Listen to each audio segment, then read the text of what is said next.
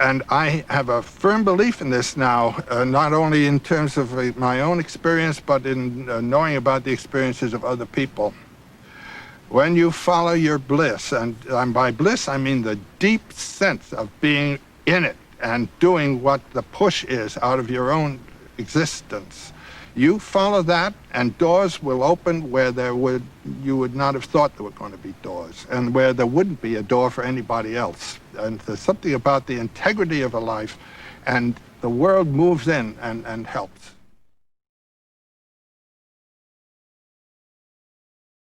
I work with little children for 21 years. Yeah. Well, I got to play every day for 21 years. It was the most joyful experience, most definitely for me. Until our government kind of stepped in, and then it was all like, started going against my values of all these things that they wanted done each day and paperwork filled out, and really went against my value of a child crying and me going over to them, or me filling out paperwork.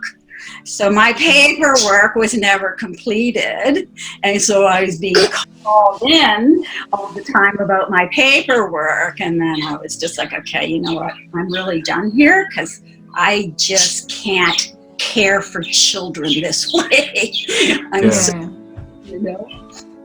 And of course, then that started my whole online. Well, sort of. I took all kinds of computer courses then to learn all these different programs that are online. And one of the courses that I took was called Simply Accounting. I don't know if you know anything about Simply Accounting, but it's a massive behemoth accounting. And the interesting thing is that when I went through high school, I took accounting and all the business courses and everything, and I just mastered them. And even my accounting teacher got me a job when I was finished high school.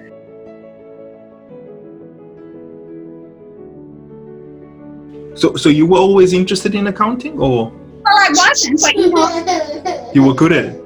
Parents say choose, and there were so little choices, right? So, you know, business, you need to go the business route, so do all the business courses.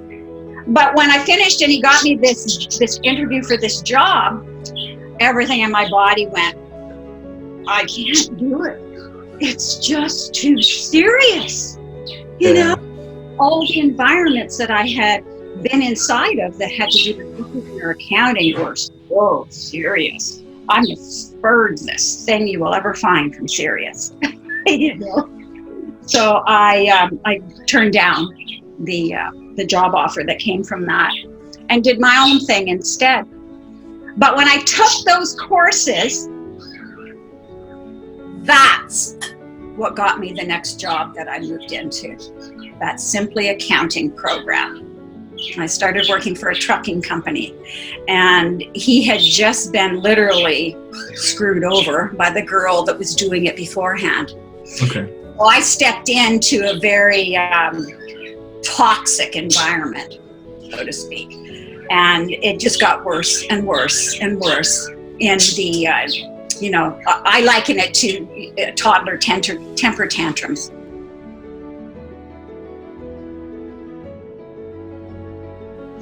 And he liked to have his little temper tantrums, and he'd throw stuff around the office. But I loved the environment. It was all guys. It was all truckers, you know, and it was just like this really fun environment to be in. And but it got really nasty. And so I decided, okay, like, this really isn't where I want to stay. And a lot of my work, of course, was online at the time. And up popped an ad on the side of the screen, and it said, fire your boss.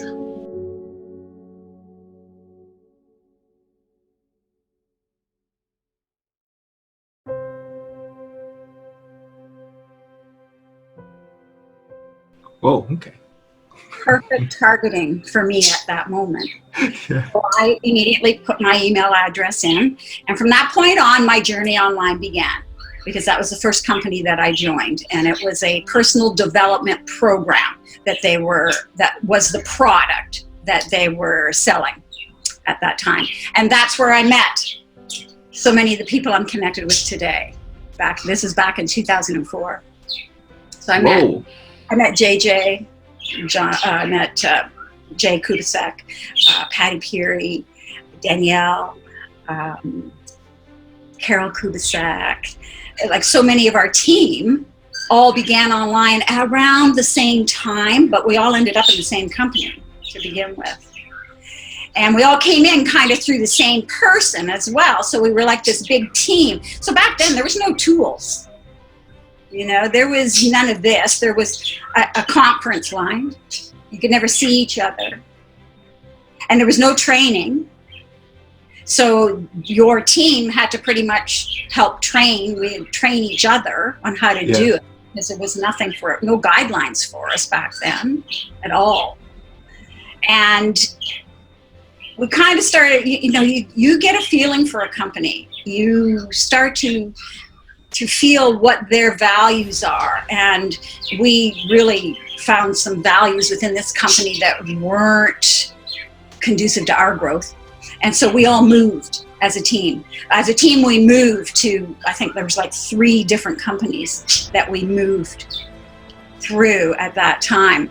And we were involved in the big Google slap back then as well. In 2007, where Google got slapped by the FTC because so many people putting ads on their platform that were completely false.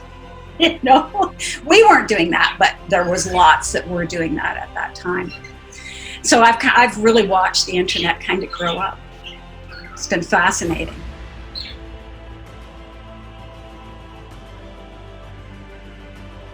So it's almost like life was like kind of leading you on this path, or? Oh, absolutely. I mean, now I can look back and I can see exactly why absolutely everything happened the way that it did to bring me to the place that I am today. And so back then in 2004, that's when, I had just, my husband and I had just begun watching Abraham Hicks, and we were reading their books and learning all about ourselves. And that just sort of progressed as we moved through time. We got more involved with more mentors and more people that could guide us and give us their perspectives on life. And that is what I found fascinating. I'm literally still addicted to it today.